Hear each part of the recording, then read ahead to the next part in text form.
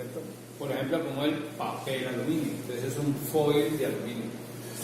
¿Listo? Entonces, por ejemplo, para envolver alimentos. Cuando hablamos de láminas, ¿sí? También estamos hablando de formas largas, anchas, de bajo espesor, pero de pronto las láminas pueden ser más gruesas que las chapas. Cuando uno habla de chapas, está hablando de cosas más gruesas. Chapas o planchas, pues, digamos, es más grueso que láminas. Pero bueno, son formas planas y largas también. ¿Listo? Entonces, con esas láminas se pueden hacer tanques, tuberías, bueno, recipientes. Y también pueden haber tubos, ¿no? Los tubos también se pueden hacer por extrusión. O sea, un perfil puede ser una forma hueca. En vez de una barra, un tubo. También se hace por extrusión. Pero también se podría hacer un tubo por soldadura. Se llama tubo con costura, se llama. Entonces, una forma muy simple es como coger una hoja de papel. No hay una hoja de papel suelta por ahí. No, tranquilo. Vamos a romperla. Vamos a ver este informe de todos los días. Entonces aquí viene, este es un ¿cómo se llama eso? Es una lámina pero muy larga de aluminio, eso se llama fleje. Es una lámina delgada y larga, digamos, hacia allá. Entonces tiene, digamos, este ancho, este espesor, pero es muy larga. Entonces imagínense que la compramos así plana y en una máquina la vamos curvando y la vamos cerrando hasta que los bordes se toquen. Y aquí ya formamos un tubo. Entonces lo que le queda faltando a este tubo es hacerle una soldadura. Entonces se le hace una soldadura a todo lo largo. Eso le llama una costura. ¿Ya? ¿Qué es una costura? Pues para los que veían coser a la abuela y a la mamá. Una sucesión de puntos. Punto, cadeneta, chisme, punto, cadeneta, chisme. Si sabes que la vecina anda con otro, punto, cadeneta, chisme. Entonces va cosiendo. Y fulanito, que anda bebiendo, anda como loco por ahí. Bueno, listo, chisme, cadeneta. Entonces, la costura es una sucesión de puntos. Eso es una soldadura, una sucesión de puntos. Entonces, este tubo se va soldando a lo largo. Entonces, hay procesos que permiten soldar. Conforme él va cerrando, pues hay una máquina que va haciendo el cordón de soldadura. Entonces va quedando el tubo hecho. Entonces el tubo puede ser redondo, pero puede ser cuadrado, puede ser rectangular. Entonces todos esos tubos que ustedes tienen en la ventana de la casa, en el antejardín, esos tubos de cerramiento se llaman, son hechos de esta manera. ¿Ya? Pero pueden haber tubos, por ejemplo tubos más grandes y más gruesos, por ejemplo como tubos de acero, que también se hacen no por costura, sino por deformación. Entonces, hay procesos donde una matriz pues, con deformación y con mucha potencia se va obteniendo el tubo hueco, ¿no? Entonces se llaman tubos sin costura. ¿Ya? Por ejemplo, los tubos para calderas, para las calderas, son tubos sin costura. Entonces, otro tipo de proceso, también por deformación. Entonces, a eso se refiere aquí. Entonces, pueden haber tubos de aluminio, por ejemplo, hechos por extrusión. ¿Ya? Por extrusión, con una matriz, para conducir cualquier cosa, fluidos, sustancias en una industria, ¿no? ¿Listo? Entonces, eso es una muestra de... Bueno, aquí también para que tengamos en cuenta, cuando yo hablo de aplicaciones estructurales, estoy pensando en una estructura metálica. Entonces, cuando hablo de una estructura metálica, estoy suponiendo que es una pieza, un componente, pues, que va a soportar cargas, tiene que tener buena o alta resistencia mecánica. Entonces, las propiedades determinantes aquí son la resistencia mecánica, que aguante peso, carga, ¿sí? ¿De acuerdo? Un puente, ¿sí?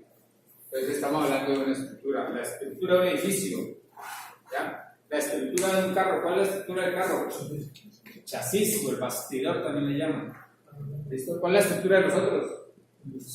La columna vertebral. Pero no, esta sí no es rígida, es flexible. Cuando hablamos de aplicaciones arquitectónicas, ¿de qué estamos hablando? Estamos hablando también de piezas, pero que básicamente sirven para terminados, para enlucimiento, que se ven bien, pero no tanto para resistir cargas o fuerzas. Esto puede ser la fachada de un edificio, puede ser las barandas de un edificio cuando ustedes van entrando, ¿cierto? Que se usa para apoyarse, ¿cierto? los ventanales, en fin, todo eso se llaman aplicaciones arquitectónicas. Entonces, la diferencia entre estructurales y arquitectónicas es esencialmente de propiedades mecánicas. Esta resiste más que este. O tiene más resistencia a la corrosión, porque ahí se necesita que se vea bonita, que mantenga brillante, que no se oxide cuando la gente pasa tocando. Ustedes se han montado al mío, se han montado a la buseta, ¿cierto? Al bus. Y ustedes ven que todos esos agarres, tubos, todos esos apoyos son de aluminio. ¿Sí? Es porque pues, nosotros tenemos nuestro humor, ¿cierto? El sudor, ¿cierto? Uno que otro con chucha, toda esa vaina. Entonces, todas esas sustancias, ese humor de la gente, pues eso corroe. Si fueran de acero, pues eso sería horrible. Por eso el aluminio resiste. O los mismos de acero con un recubrimiento plástico. Claro, entonces con una película protectora. Bueno, no sería buen negocio meter eso de acero inoxidable, pero saldría muy caro todo esos accesorios. ¿Listo? ¿Está claro entonces? Miren, la otra cosa, cuando hablamos de aluminio puro, ¿cuáles son las propiedades más relevantes de ese aluminio puro? Propiedades del aluminio puro comparado con el aluminio legado. Alta conductividad. Entonces, muy baja resistencia mecánica, muy buena o excelente utilidad, muy buena conductividad, muy buena resistencia a la corrosión.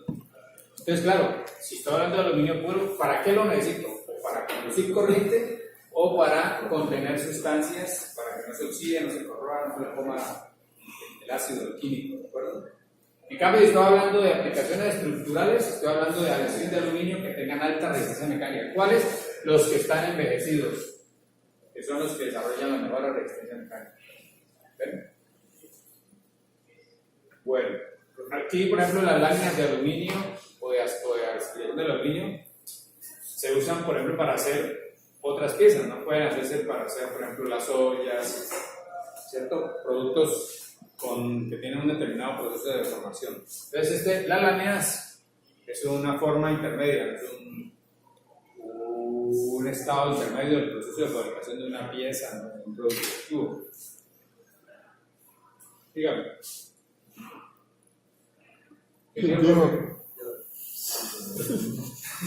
¿Ves las bolas de aluminio? ¿Es qué? Las bolas hechas a partir de papel de aluminio. Os cuento. ¿Y lo meten en microondas?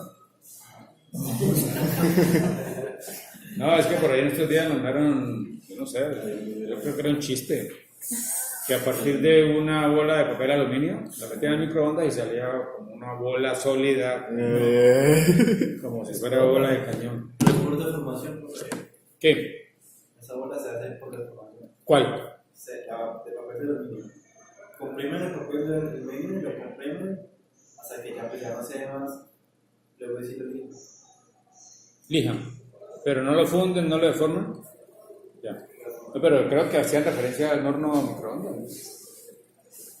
Si ustedes meten un papel de aluminio en un microondas, eso comienza apenas lo prenden a hacer arte, porque es conductivo. Entonces, el campo magnético, digamos, que se genera, comienza a producir, a inducir arcos en el aluminio. Bueno, no sé si en esa forma no lo haga. Pero... eso salió, fue en el grupo de inglés. Yo no sé quién fue que puso deseoso a ponerse. Bueno, listo. Entonces, en ese caso lo que están es compactando, pero tienen una lámina compacta, pero no consolidado como un producto sólido. O sea, sería como un espumado, pues, como un material, ¿ya? Pero no tendría solidez de una pieza compacta, ¿no? ¿Qué problema tiene ese papel aluminio cuando ustedes lo comprimen, lo compactan, y así lo elige después? Que toda esa superficie que está compactado, toda esa superficie está recubierta de óxido de aluminio. ¿Sí? Pues porque estuvo en algún momento en contacto con la atmósfera, bueno, desde la fabricación, luego el uso, y después cuando usted lo compacta, pues sigue estando recubierto con óxido. ¿Ya? Entonces las propiedades serán de un material, pues... Y si ustedes intentan fundir ese aluminio, esa pelota para reciclarlo, pues van a encontrarse que ese óxido de aluminio ahí les va a molestar, les va a estorbar. Entonces, Por ejemplo, las latas de cerveza de gaseosa, que pues regularmente se reciclan para fundir, tienen muy bajo rendimiento porque, bueno, están oxidadas o porque están recubiertos de pintura o alguna joda de esa. Entonces el rendimiento de eso es muy bajo. Entonces genera mucha escoria. ¿Ya? Entonces digamos que ahí en esos casos hay una relación muy elevada de área a volumen. ¿Sí? La relación superficie a volumen en esas formas es muy grande. Entonces, claro, eso da mucha escoria y no rinde. Por eso es mejor fundir piezas, entre más gordas, gruesas, mejor, ¿no? Si se quiere reciclar. Pues yo aquí lo hacía también en el curso de Procesos 1, para las prácticas de fundición, pues yo ponía a los grupos a que trajeran chatarra. Entonces unos traían latas, otros traían la plancha, otros traían tubos, otros le robaban la olla pitadora a la mamá. Los más zánganos se robaban la olla a presión de la casa para no llegar. Y la fundíamos aquí. Bueno, algunas aleaciones o algunos materiales. Entonces, claro, mire, 99. ¿Qué propiedades estamos aquí básicamente teniendo en cuenta? ¿Propiedades? ¿Qué propiedades van a predominar aquí? Conductividad eléctrica, resistencia a la corrosión y también baja resistencia mecánica, alta ductilidad, ¿de acuerdo? Entonces, pues, ¿qué podemos esperar de las aplicaciones? El aluminio 99.8, productos para procesamiento de productos químicos, para contener, para conducir productos químicos. Aluminio 99.5, productos químicos. 99% para piezas de cocina. Igual, ¿no? Ustedes necesitan que la olleta, mientras contiene el chocolate o la guapanela o el café o la leche, no reaccione con la sustancia. Si le forma un óxido ahí, las bacterias reaccionan, entonces eso va a ser un poco de contaminación y después lo que salga, ¿cierto? De dudosa reputación, ¿cierto? Entonces, por eso para alimentos necesitamos aluminio de alta pureza. Y lo mismo, 99, usos químicos. Bueno, para joyería, porque no se oxida, ¿cierto? Porque no se corroe. ¿Entonces está claro así? Entonces, los alambres de aluminio, ¿qué composición química tienen? Los alambres de aluminio para conducir corriente, ¿qué composición química tienen? 99.9 por lo menos. Entonces aquí hay un cuadro comparativo para ilustrar lo que decíamos allá, la respuesta a los mecanismos de endurecimiento. ¿Qué dijimos? Que era buena, ¿cierto? Muy buena, ¿sí? Bueno, por ejemplo, aquí tenemos, partamos de aluminio puro, o sea que tiene una pureza alta, o sea, solamente le falta 0,01%, ¿no? Para quedar 100%.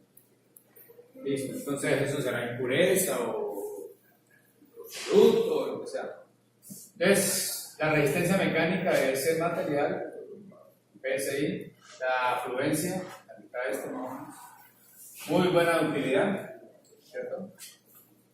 Entonces, comparado con esto, le vamos a aplicar diferentes mecanismos de endurecimiento.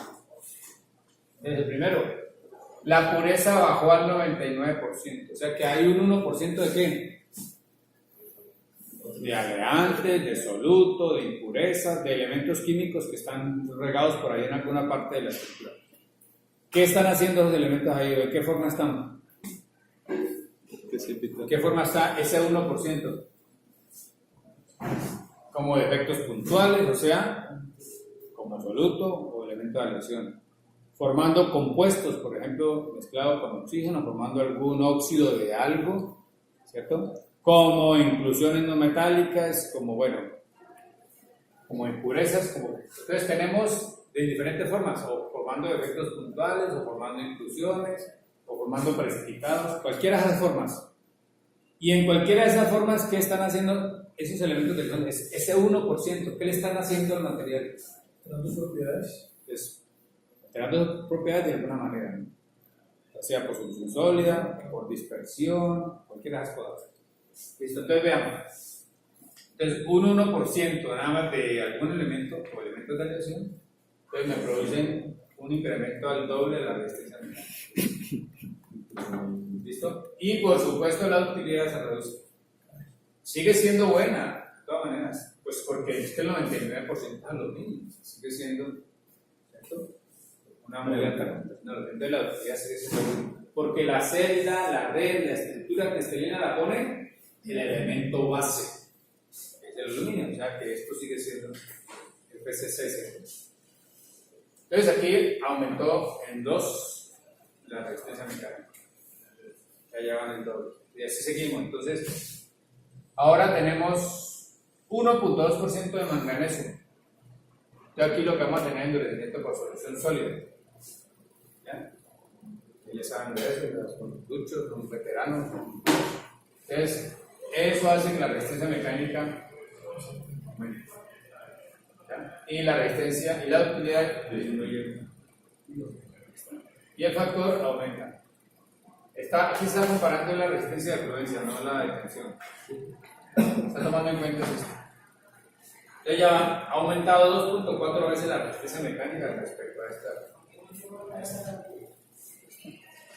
El aluminio trabajado en frío, o sea, ese aluminio le aplicamos 75% de formación plástica en frío. Entonces mire cómo aumenta. Y entonces es bien interesante. 8.8 veces. ¿Es buena respuesta o no? Bueno.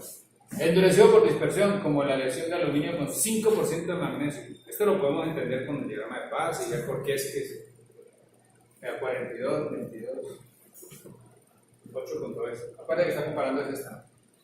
8.8. Y finalmente el envejecimiento. Una aleación que tenga aluminio, zinc, magnesio. O aluminio, magnesio, silicio, típicamente las que son envejecibles. Miren los valores comparados con los iniciales. Entonces hay un incremento muy buena respuesta a los mecanismos. ¿Listo? Claro, ¿a costa de qué? A costa de la ductilidad. ¿De qué más? De la tenacidad. ¿De qué más? De la conductividad eléctrica. ¿De qué más? De la resistencia a la corrosión, porque el tener ya otros elementos, otras fases, hace que el material entonces pierda su estabilidad química, digamos, y entonces pierde resistencia a la corrosión. ¿Listo? Entonces tenacidad y ductilidad menor, pues ya no es tan dúctil, este material ya viene siendo de ductilidad limitada, ya casi frágil, por eso. Tiene que tener mucho cuidado con la resistencia al impacto. Aquí vale la pena recordarles a ustedes que saben mucho ya de propiedades mecánicas también. ¿Se acuerdan de la temperatura de transición en el ensayo de impacto? Sinceramente, levanten la mano los que se acuerdan de eso. Sí. ¿Sí? ¿Temperatura de transición en el ensayo de impacto? ¿De acuerdo? ¿Quién? Cuando la temperatura es baja, ¿cierto? Entonces, si ustedes hacen el ensayo de impacto, aquí tienen energía. Medida de ensayo de impacto con la prueba Charpy. Y aquí tienen temperatura. Entonces, el hierro se comporta así. ¿Qué quiere decir? Que a altas temperaturas tiene una alta energía absorbida, o sea, una alta tenacidad. Pero que a bajas temperaturas tiene baja energía absorbida, o sea, baja resistencia al impacto, o sea, que se comporta frágil. Y por aquí decimos entonces que hay una temperatura que se llama la temperatura de transición. Por debajo de esta se comporta frágil y por encima de eso se comporta dúctil. Así se comportan el hierro, el acero, los que son estructura PCC. ¿De acuerdo? La FCC estaba muy En cambio, los que son FCC, como las aleaciones de aluminio, las aleaciones de níquel, de cobre, el acero inoxidable, tienen una curva, pues no sabemos exactamente por dónde va, pero es como esto. O sea que es mucho más sostenido a altos valores de energía, no tiene esta caída drástica de tenacidad. Entonces, en todo el rango de temperatura va a tener unos valores de energía,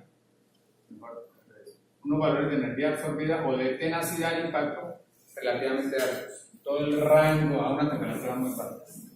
Entonces, por ejemplo, los aceros inoxidables austeníticos, hay que decirles el apellido, son muy dúctiles y muy tenaces porque tienen este comportamiento.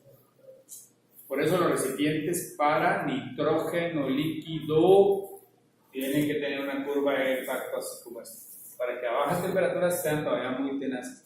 Si ustedes hacen un recipiente de nitrógeno líquido con hierro con acero, más acá, entonces si se les cae el tarro, se les parte como si fuera de cristal de vidrio, ¿no? ¿Listo? Bueno, eso para relacionarlo con una capa que ya saben. Bueno, entonces las aleaciones de aluminio, ahora sí, pues son la combinación de el aluminio como elemento base con otro elemento. Pónganle cuidado. Y claro, hay diferentes opciones, ¿no? Que pues a lo largo de la historia tal, se han ido desarrollando. Ojo, regularmente las aleaciones de uso de ingeniería están cerca del extremo del elemento base. ¿Sí? Entonces aquí tenemos el extremo del diagrama del aluminio, más un poquito de algo me va dando las diferentes aleaciones. ¿Sí? Más 1%, más 1.5, más 3%, más 2 punto algo. O sea, no son cantidades grandes, no son el 40, el 50, regularmente son rangos relativamente estrechos, digamos de 10% para abajo. Entonces, en esos rangos regularmente se encuentran las aleaciones de ingeniería y obviamente pues las de aluminio, para que tengamos en cuenta. Bueno, cuando hablamos de las aleaciones de cobre, pues ahí miraremos también sus respectivos rangos. Entonces, lo que quiero decir es que están cerca del extremo, si este es el diagrama de fase, pues cualquier cosa que pueda pasar aquí. Regularmente este valor es muy bajito, por ejemplo el cobre es como del 2 punto algo, 4%, es muy bajito, pongámosle 5%. ¿Ya? En el magnesio es también una cosa de 1 y pico, entonces son rangos muy estrechos. Entonces regularmente las aleaciones están en rangos así como esto. Miren cómo le estoy pintando el diagrama. Le estoy diciendo que las aleaciones regularmente están del punto de máxima solubilidad hacia allá. ¿Sí ven?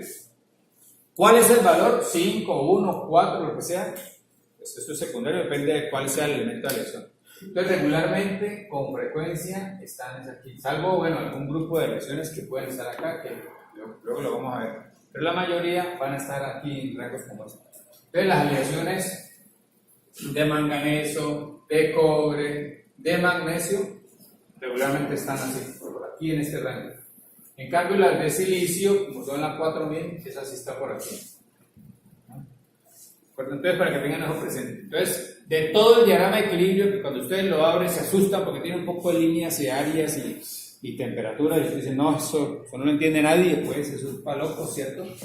Afortunadamente, lo que ustedes van a tener que leer o entender está en un extremo del diagrama, o sea, en el lado rico del elemento base, por ejemplo, aluminio. ¿Es claro eso? ¿Sí? Entonces, para su tranquilidad, pues regularmente pasa eso. Bueno, entonces aquí tenemos la clasificación típica de los aluminios. Entonces, si tiene más del 99%, son aluminios puros. ¿Ya? Digamos, si estamos alrededor de 99, pues se habla de una pureza comercial, ¿cierto? Si tiene alrededor de 99,9 para arriba, se habla de alta pureza. Claro, entonces, como ya vieron antes, pues el grado de pureza determina entonces para qué lo podemos usar, qué se puede usar. Alta pureza y entre más pura mejor, pues más resistencia a la corrosión, más conductividad, ¿cierto? Bueno, entonces tenemos entonces que si el aluminio se combina con el cobre, entonces tenemos las aleaciones serie 2000 y que tienen como característica relevante que son tratables térmicamente, son envejecibles. De una vez pueden ir reconociendo las que son envejecibles. De hecho, como el tratamiento térmico de envejecimiento es el más importante tratamiento que se le puede aplicar a las aleaciones de aluminio, por eso aquí dice envejecible o no envejecible. ¿Sí? O es envejecible o no es envejecible. Entonces, mire, aquí hay típicamente 3. Bueno, aquí me meten el cuarto, ¿ya? Pero pues yo diría que no lo metiera porque se supone que la serie 4000 básicamente es aluminio silicio. ¿Aunque es silicio? Si es aluminio, magnesio, silicio, es la serie 6000. Entonces restringamos la serie magnesio, silicio para 6000. Entonces, para que no nos enredemos, vamos a decir que básicamente la 4000 es aluminio, silicio. Puede tener un poquito de estos elementos, un poquito de magnesio, un poquito de cobre, puede tener. Una pregunta, ¿ese se refiere, obviamente? Son números, son dígitos. Pero se refiere al porcentaje. No indica nada. No ¿Yo indica puedo nada. decir 4112? No cualquier número. Por eso, o sea, No. Digamos, el número identifica una especificación, una norma. Y dentro de la norma están definidos los valores, los rangos, las propiedades. Pero no te quiere decir que 4112 es que tiene 1% de silicio, 1% de tal. No dice el porcentaje. Es un número que obviamente está relacionado con una composición específica y que está especificado en una norma, ¿ya? Pero el número, en los aceros sí. En los aceros sí hay alguna relación, pero acá no. ¿Listo? Entonces, por ejemplo, aquí podemos tener una aleación 60-61. 60 tiene aluminio, magnesio, es silicio. Pero no significa pues que tiene entonces 6% de algo o 1% de como también hay 62, 61, 60, 63, etcétera, 60, 82. Hay una variedad. Cada número corresponde a una especificación, a una norma, y la norma le dice qué composición química es, qué propiedades, etcétera, etcétera. ¿Listo? ¿Las 7000 es solo zinc? ¿Es magnesio zinc? ¿O solo ¿Cómo? zinc? ¿Las 7000 es magnesio zinc o solo zinc? Magnesio 5. ¿Y solo zinc cuál sería, profe? No hay. ¿No hay? ¿La puedes desarrollar? Bueno, el elemento de aleación más importante en las aleaciones de magnesio, de aluminio, ¿cuál cree que sea? ¿Cuál cree que sea el elemento de aleación más importante en las aleaciones de aluminio? Magnesio. El magnesio es el elemento, es muy afín, o sea, es como muy parcero, ¿no? Es muy parcero, entonces va muy de la mano y son... Normalmente el magnesio está dentro de las aleaciones de aluminio, como elemento principal o como elemento secundario. ¿Ya? Después vienen los otros, ¿no? El silicio también es importante, sobre todo en la serie 4000. Esta aleación serie 4000 se produce mucho, pero no tanto para piezas que se obtienen por deformación, sino para piezas fundidas. Entonces, esta serie es muy popular, aluminio silicio, pero va para piezas fundidas, no tanto para... bueno, aquí no le he dicho que dice aleaciones para forja. ¿Qué entienden ustedes por ese título? Yo digo aleaciones para forja, para deformación plástica. O sea que van a ser sometidas a algún tipo de trabajo, en frío o en caliente, forja genérico. ¿Listo? O sea que estamos diciendo que son aleaciones que tienen buena ductilidad. ¿Estamos? ¿Listo? Entonces, las aleaciones aluminio y silicio regularmente no tienen buena ductilidad. ¿Ya? Entonces, por eso regularmente las aleaciones aluminio y silicio se hacen por fundición, ¿no? Que en ese caso cambia un poquito la especificación, ¿no? Allá ya no se va a llamar aluminio serie 4000, sino que creo que se llama serie 300. Cambia la especificación. ¿Está claro? Entonces, ¿para qué utilidades entonces vamos a usar estas aleaciones si son para forja? ¿Para producir qué? Perfiles, láminas, planchas, ángulos, cosas que las vamos a deformar plásticamente para producir la pieza. En cambio, el motor del carro no lo vamos a hacer de una aleación para forja. Por ejemplo, ¿ustedes qué aleación me recomendarían para el motor del carro? El silicio es muy bueno, ¿ya? O el aluminio con el silicio, como me preguntó el muchacho ahora a la entrada, con cobre. AlSiC es una aleación que se usa pues, comercialmente. Con aluminio, con silicio, con magnesio, con cobre, esas son aleaciones que se usan fundidas, o sea, con estructura de fundición. No se piensa que vayan a ser para deformar plásticamente. Hay muchos motorcitos de máquinas, de equipos, de piezas, de máquinas que se hacen por fundición. Por ejemplo, ¿cuál? ¿Ah? Los pistones son de aluminio. ¿Qué más? El bloque del motor de la moto. ¿Visto una moto por debajo? ¿No? No tienen que caerse para darla por debajo, ¿no? Entonces, cuando ustedes miran la moto por debajo del bloque del motor, él tiene una forma, pues bueno, irregular, compleja. Tiene cavidades, paredes gruesas, paredes delgadas, aletas, una cabeza aquí, no sé qué, un saliente allá. ¿Ya? Entonces, esa forma irregular no se puede hacer por deformación. No la podemos hacer por deformación. El bloque del motor del carro no lo podemos hacer por forja. Hay que hacerlo por fundición. ¿Sí? La carcasa del motor de una pieza, de una bomba, de un equipo industrial, de una máquina, no se puede hacer por forja, hay que hacerla por fundición. ¿Estamos? Entonces, por eso se usan otro tipo de lecciones, por ejemplo, lecciones que tengan silicio, cobre.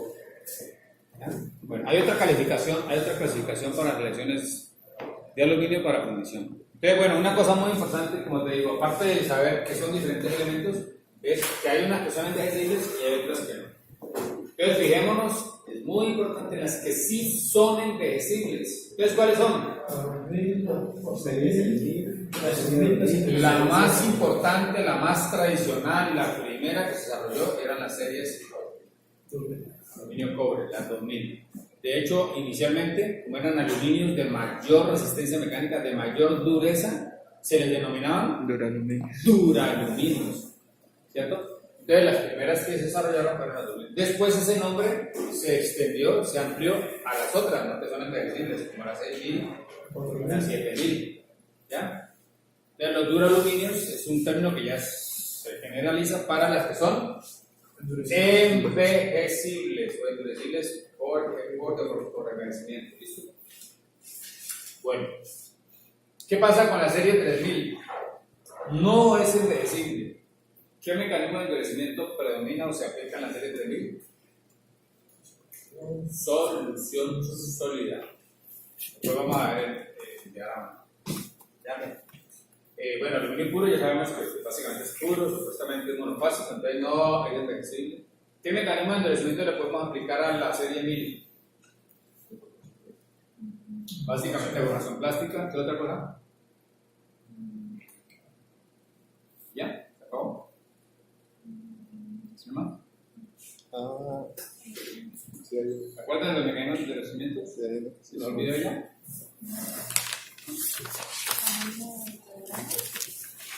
¿Ustedes creen que al aluminio serie 1000 se le puede aplicar el endurecimiento por dispersión? No. Se supone que no. Claro, él tiene unas impurezas que pueden generar unas inclusiones. ¿Ya? Digamos que no es intencional, pero claro, ellos van a actuar de alguna manera en dirección. De hecho, en la tabla de